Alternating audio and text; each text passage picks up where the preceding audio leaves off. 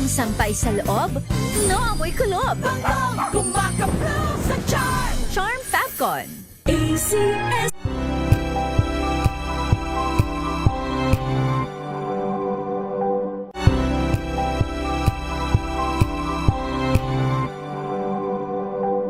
Tambalang Anthony Taberna at Jerry Baha ang gigising sa inyong umaga dahil lalatay ang humahagupit na diskusyon at komentaryo Lunes hanggang Biyernes sa 2x2. Pilipinas, oras po natin. 2 minuto makalipas ang 3:00 ng hapon.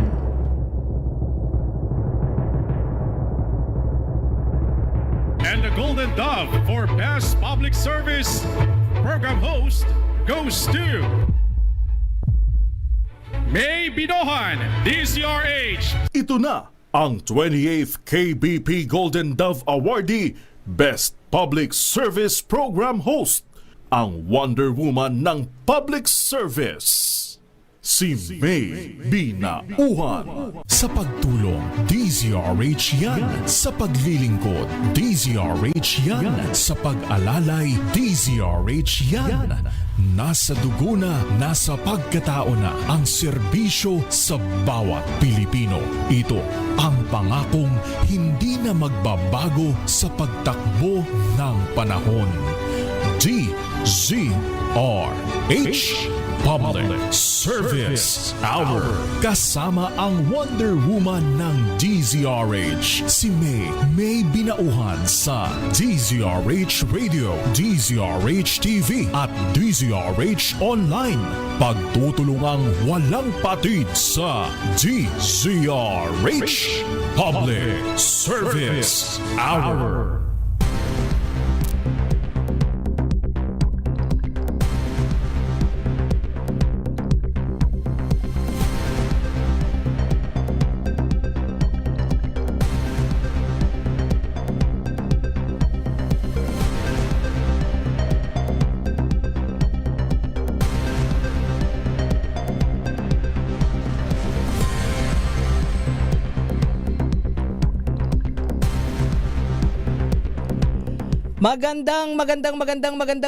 Magandang hapon sa lahat po nating mga ginigiliw na tagapakinig at syempre sa ating mga manonood via live streaming. Kumusta na po tayo? Ang bilis ng araw, no? Ika-22 na po tayo sa buwan ng Mayo, no? May 22, 2026. Happy TGIF. Thank God it's Friday. Sa mga walang pasok bukas, hanggang sa linggo. Happy Friday afternoon po. Muli po, samahan niyo pa rin po yung lingkod, May Binauhan dito po sa Public Service Hour. Siyempre pa, una sa Pilipinas, una sa Pilipino. 3:00 hanggang 4:00 po tayo ng hapon. At ngayong hapong ito ay magbibigay daan pa rin po tayo, no, sa ating pong yung ating pagpunta sa mga lansangan. Diba? Ang ating team operation tulong ay nagpupunta po sa ating mga kababayan, lalong-lalo na po yung talagang the most affected ng pagtaas ng bilihin, pagtaas ng presyo ng gasolina. Ayan, na talagang ramdam na ramdam kapag nakakausap po natin, talaga sinasabi po nila yung hirap na kanila pong nararanasan sa panahon na to, na nandyan nga po at nakabalandra yung wala nang value yung pera mo kapag bumili ka, 'di ba? Namalengke ka lang Talagang titignan mo yung hawak mong pera. Saan aabot Para yung saan aabot ang 20 pesos mo. Ngayon, pag ikay nagtatrabaho, saan naabot ang 1,000 pesos mo? Ganoon. Talagang higpit sinturon. Pinakamahigpit. Yung pinakadulo ng butas ng sinturon. Makahinga ka pa ba nun? Pag ikaw? Diba? Anyway, mga kaibigan, tayo po'y magsama-sama hanggang 4:00 po tayo ng hapon. At mamaya makausap po natin ang Malabon City sa pamagitan po ng kanilang alkalde.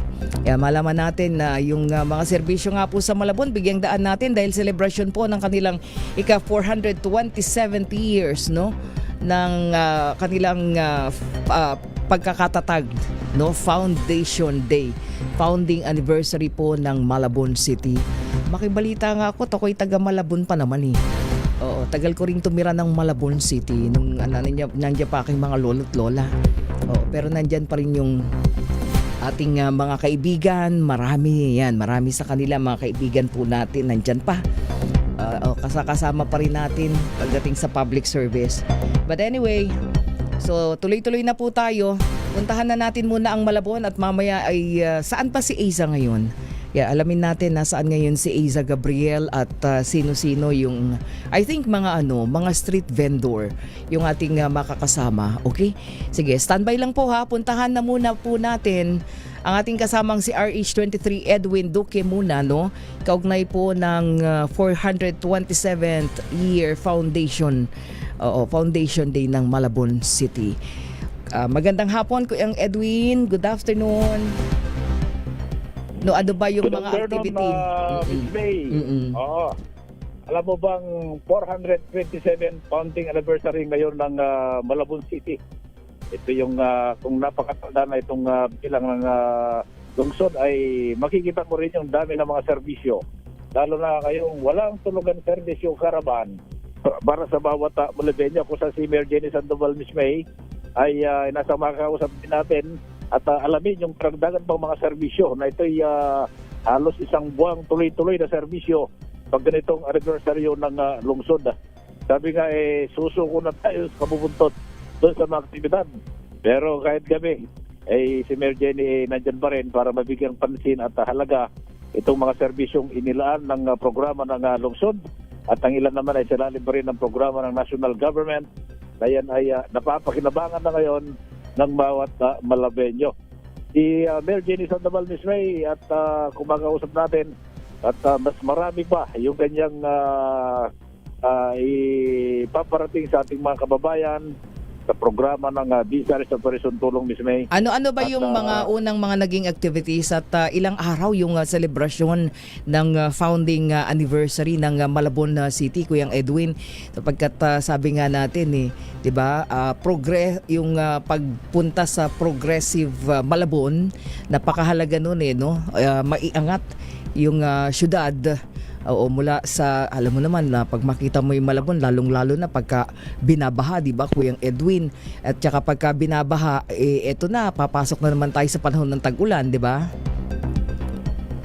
Pag ganyan anniversary ng Malabon, Miss May, ay isang buwang tuloy-tuloy yan. At base doon sa ating mga naging karanasan, dahil maging hindi lang ang mga taga Malabon, maging tayo bilang residente rin ng Malabon, Miss May, ay naging saksi tayo doon sa tuloy-tuloy na serbisyo. Kung halimbawa, akinsi ang saktong petsa, 1 to 2 weeks before, hanggang matapos ang isang buwan, tuloy-tuloy yung mga iba't ibang serbisyo tulad ng medical, social services, andyan na yung consultation, mga assistance, iba't ibang tulong may, hanggang sa iba't ibang government at mga mobile services na tuloy-tuloy na yan nag-iikot sa mga bawat barangay at meron ding mga lugar na dyan ay tuloy-tuloy tulad ng mga hindi ko na mabilang at mahigit pa bawat Miss May. Siguro kung nakalive na si Mayor, mas mainam na tanongin na rin natin kung ano pa. Maliban dun sa kanina lang yung pag-comply ng Malabon City University, Miss May, na tuloy-tuloy yung libreng tuition dun sa mga nag-aaral ng college mula sa iba't ibang kurso. Dahil nga dun sa balita nga natin, dun sa pagka naka-comply na ay so meron na tayong mga scholar sa kolehiyo, tama ba, Kuya Edwin? Yes, marami na may. At malaking tulong. Pero dahil naka-comply na nga sa ang Malabon City University sa TED, doon sa kanilang hiningin pamantayan, may ang good news, abay, maliban sa tuloy-tuloy na libreng tuition, yung pondong 150 million na mas makakapagpaunlad pa doon sa mga facilities. At hindi lang yan, at magpakinabangan may ng mga mag-aaral doon sa mas ikagaganda at na mga serbisyo at mga porsyong kanilang nais aralin sa loob ng management ng city government ng Malabon City University. Okay, Kuyang Edwin, at alam mo, napakainit ngayon ng panahon sa Malabon, ha? Pero parang nung nadaan tayo at napunta tayo dyan sa burol ng Kaedi Palay, parang ang taas ng ilog, ano? Nakita mo ba? Kapag galing ka ng ano, ang taas. May time na High tide. Pag high tide ang Manila Bay, automatic tumataas yung tubig sa mga parting Tulyahan River. Oo nga, yung mga ang taas. sa Malabon. Nakita ko. Pero yan naman ay nakukontrol din yung ano dyan. Okay. Kuyang Edwin, nasa linya na si Mayor. Sige. Kuyang, standby ka lang, ha? Kuyang Edwin. Okay, Kuyang Edwin, go. Okay, go ahead, Kuyang Edwin. Ayan, nasa linya natin si Mayor Miss May at para dun sa mga kababayan natin sa Malabon, yung iba baka kulang pa doon sa mga impormasyon kaugnay sa mga serbisyo sa lungsod, mas mainam na matangin nakatune in at siyempre sa ating text line, maaari rin sila mag-text at malaman din kung ano yung mga concern at yun, at may tanong na rin natin kay Mayor para may parating din yung dapat iparating na pwedeng makuha mula sa tulong ng local government. Okay, maraming salamat, Kuyang Edwin. Yes, May. Okay, maraming salamat, RH23, Kuyang Edwin Duque. Standby lang, Kuyang Edwin, ha? Mukhang nasa linya na natin ang butihing alkalde po ng Malabon City. Ay, wala iba kundi si Mayor Jenny Sandoval. Mayor Jenny, magandang hapon. Good afternoon po. Magandang hapon po, May. Apo. Kamusta na kayo? Ay, opo, mabuti naman po. At sabi ko nga, napunta ng Malabon po ng mga ilang araw, particular dyan sa Longos, ano po, nakita natin. Oo nga po. Oo, nakita natin. Pero mamaya, itatanong ko mamaya sa inyo yun, Mayor. But anyway, eto po muna tayo. Kayo po pala nag-celebrate ng 427 founding anniversary. Ayan, kumusta po yung inyong selebrasyon? Nagkaroon po kami ng walang tulugan, Servisyo Caravan, at nais ko pong batiin ulit ang ating mga kababayan ng happy 427 founding anniversary ng ating dakilang bayan ng Malabon. Doon po sa ating walang tulugan, Servisyo Caravan, meron po tayong medical mission, may dental mission, meron din po tayong mga iba't ibang mga serbisyo tulad po ng mga legal aid services, meron din po tayong mga national agencies like yung Pag-ibig. At meron din po tayong mga free laundry. Meron tayong mga medical vans na nag-blood chem. At meron din pong medical van na nag-ultrasound, nag-x-ray. Iba't iba po. At syempre marami rin po tayong consultation. Meron din pong yakap sa PhilHealth. At may animal bite center pa rin po tayo sa mga nakagat ng mga aso, ng pusa. So, iba't ibang mga serbisyo. So, kulang-kulang mga mahigit 2,000 tao na serbisyohan sa araw na yan sa iba't ibang mga departamento. Opo. So, na nailabas po. Kaya namin po ginagawa to para mas mailapit sa tao ang mga serbisyong karapat-dapat na para po sa kanila at para ma-commemorate pong ating 427th anniversary. Opo, ibig sabihin na Mayor Jenny, one whole day itong inyong walang tulugan o magsabi ba walang tulugan, magdamagan. Tuloy-tuloy yung serbisyo. Wow, galing naman. Opo. At doon po kanina napakinggan ko yung animal bite Mayor, yung po bang binababa nyo na yan sa caravan, ibig sabihin po ba niyan pagka merong mga nabibiktima ng animal bite, meron na rin po kayong ibinibigay na libreng pagpapagamot doon po sa mga rabies victim? shot po. Opo. Meron na. Rabies shot. Oo, libre yan, Mayor.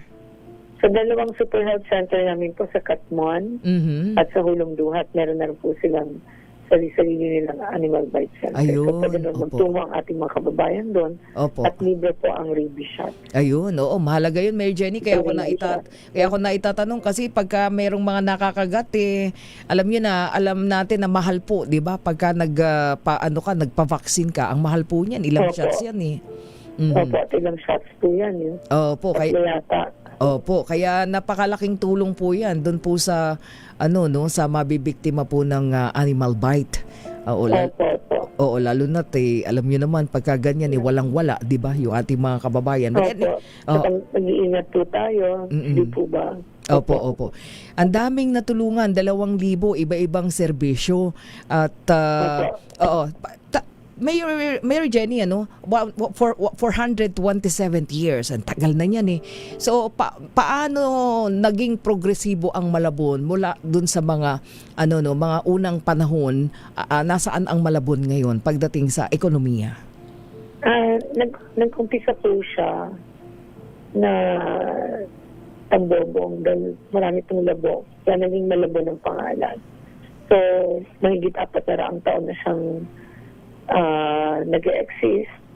At syempre, isa yan sa pinakamalaking syudad sa pananggaling ang napakaraming iba't ibang generations ng mga tao, mga dati po dugtong yan siya ng Navotas. At ngayon may kanya-kanyang syudad na siya kasi nag-cityhood na po. At actually sa GDP goals from 2024, number 2 po tayo. Sunod po sa Makati. So, medyo maganda na po ang takbo ng ekonomiya ng ating ating bayan. We encourage more businesses to come in. Maraming MSMEs din ang ating pong tinataguyod. So, gusto po natin na maging progresibo, maging maunlad po ang Malabon para sa ating mga taong bayan. Napakahalaga po nung sinabi nyo na yun, Mayor Jenny, yung progress ng Malabon, sapagkat pag sinabi mo kasing Malabon, ang kasunod nun, ang katapat nun, baha. Di ba, Mayor Jenny? Ano na po yung mga naging programa natin? Dahil ito, papasok na naman po tayo sa panahon ng tag-ulan at itong tag-ulan na to, medyo sabi ko nga, parang pag tinitignan natin, maaga pa lang mukhang magtatagulan na.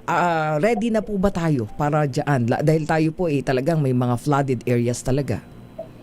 Naghahanda na po tayo through the clogging. Nag-iikot din tayo sa iba't ibang mga pumping station, mga floodgates po natin. Inomonitor po natin kung lahat po ay tumatakbo at syempre lagi po may gasolina, may operator para sigurado pong maging maayos ang ating paghahanda sa darating na tag-ulan. Meron po tayong mga mahigit 40 pumping station at may 120 na floodgates po. Pero pa dun sa malaking floodgate po dun sa may Navotas. Sana naman po huwag namang masira. Ulit yun. Dahil yun na naman naging problema kaya kami bumaha ng grabe nung nakaraan. Ano na po ba? Isaayos na mabuti yung navigation gate?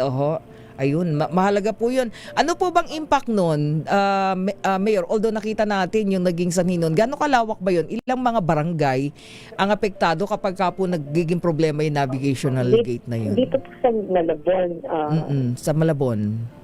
Dito po sa Malabon siguro mahigit mga 5. 5 barangays. Opo. Kasi nasa tabing ilog. Tabing ilog, sa may Pilyahan, yun ang apektado po. Okay. Pero namamanage naman natin so far. So kasi everything is working. Opo. Doon sa mga affected areas na yun po yan. Ano po ba mga lugar, barangay sa Malabon ang pinakamababa talaga na every now and then kapag konting ulan lang talagang lubog. Yan po ba dyan sa may tama ba, Mayor, sa Baritan? Sa Concepcion, yan po ba? Dampalit. Flores. Okay. Tapos yung dito sa may Tanyong, San Agustin, malapit po sa Palengke. Basta sa tabing ilog po, yun ang medyo apektado. Opo. Nadalas po dito sa District 1. So sa ngayon po, kapag ano po ba ang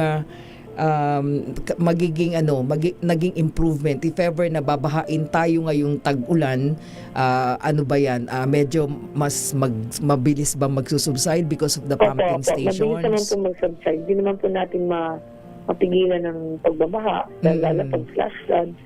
Pero yun na lang, kailangan humupa po kaagad. Opo. Kahapon sabi ko, napunta ako dyan, Mayor, ang taas ng ng river, taas ng tubig. Sabi ko, naku, paano na pag umulan ito? Di ba? Di, ang laking cost na naman ng pagbaha. Sumabay po kasi ang high tide na nagiging problema.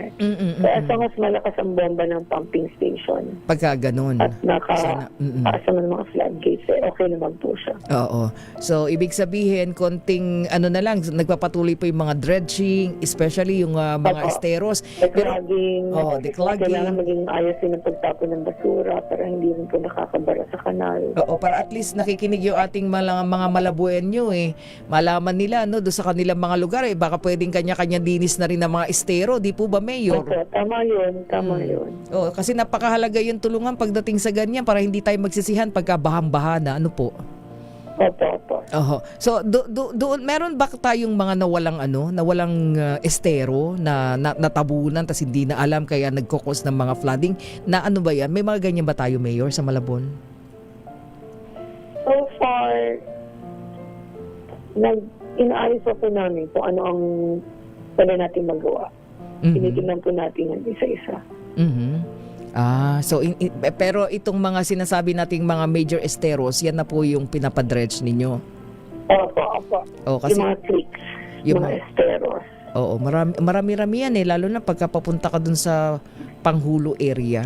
'Di ba, Mayor? Opo. Nataas din diyan sa amin, diyan kami. Kaya pagka Oo nga po. Sasabihan ko po yung kapitan para pagtulungan namin yung Pangulo. Oo. Anyway, Mayor, meron ba kayong mga announcement pa doon sa inyong mga kababayang Malabuenyo at meron pa ba kayong mga activities para sa 427th founding anniversary? Next ko pong batiin ulit ang ating mga kababayan ng happy 427th founding anniversary ng ating dakilang bayan ng Malabon. At napakarami pa po natin mga programa. Antabayanan na lang po ang mga announcement. At isa dito po ay yung aming pamimigay po ng bigas galing po sa ating Pangulong BBM. At may bumababa rin pong kaliwan ng Pangulo. At tuloy-tuloy naman po ang ating mga serbisyo sa lungsod Pamalaan. Kahit na hindi naman po nagsaservisyo caravan, makarating po sa City Hall, tuloy-tuloy naman po ang ating mga serbisyo sa ating kababayan. Oo. Ano po yung sa CMU, Mayor? Meron yata kayong announcement? Oo nga po. Opo. Sa araw na ito, nakamit po namin ang institutional recognition sa tinagal-tagal ng panahon after 23 years. Ito po ay galing po sa CHED at lahat po ng ating mga degrees, mga courses ay nire-recognize na po ng CHED. Kaya lahat po ng mga graduates dito sa ating City of Malabon University ay maayos po na may institutional recognition. Wow. Congratulations. Oho. Opo. So, Ang susunod na step naman po dyan ay yung pagbabalik po ng ating UNIFAS scholars. Mga Opo. scholars. Ngayon po kasi, since nawala yung UNIFAS, ang Lungsod Pamalaan po ang nagbibigay na free tuition sa ating pong mahigit kumulang na 6,000 estudyante na nagko-college dyan sa City of Malabon University. Ganon po karami na student ng CMU? City of Malabon. Wow, ang dami pala, no? So, doon po sa 6 Talaga pong ang aim po namin ay tumulong talaga lalo na po doon sa walang kakayahan. So, ibig po ba... Alam niyo naman, ang edukasyon kasi ang siyang sandigan. Equalizer po. Opo. Ibig po ba sabihin yan, magiging scholars na ang lahat sa CMU? Right now, scholars na po sila. Lahat.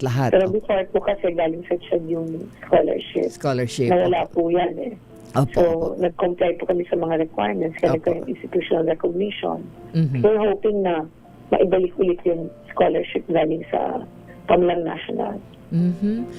Pagka po ba sinabing CMU scholars, ano po yung mga benepisyo nila? Ano yung mga libre bukod sa tuition? Free tuition po. At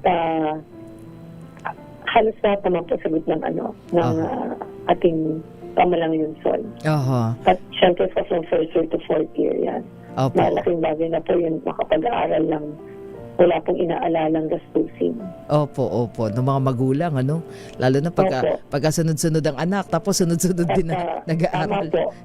At pagkatapos niyan, yun sa aming Public Employment Office, Oho. gumagawa po kami ng mga job fairs Opo. para magkaroon naman sila ng trabaho. Trabaho pagka-graduate, ano po?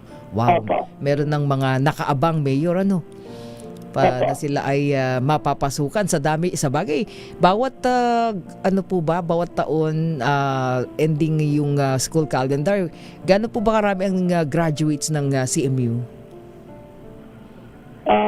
Mahigit 1,000. Dami din, dami. Oo, at lahat po nang yan, syempre, magsisikap na makapagtrabaho agad para sa kanilang pamilya. Opo. Ayun. So, doon po sa mga nagnanais na mag-apply sa CMU, no? Since, I think, kailan bang pasukan? June po, ano? June or July. July. Yan po ay, of course, meron niyang mga, entrance examinations. May entrance exams po. Opo. And then, syempre, kailangan pag scholar ka, mag-aral mabuti para ma-maintain yung scholarship. Tama po. Ayun, Mayor. Okay po. So, anyway, para po dun sa nalalapit na tagulan, baka meron kayong panawagan sa ating mga Malabueño. Go ahead po.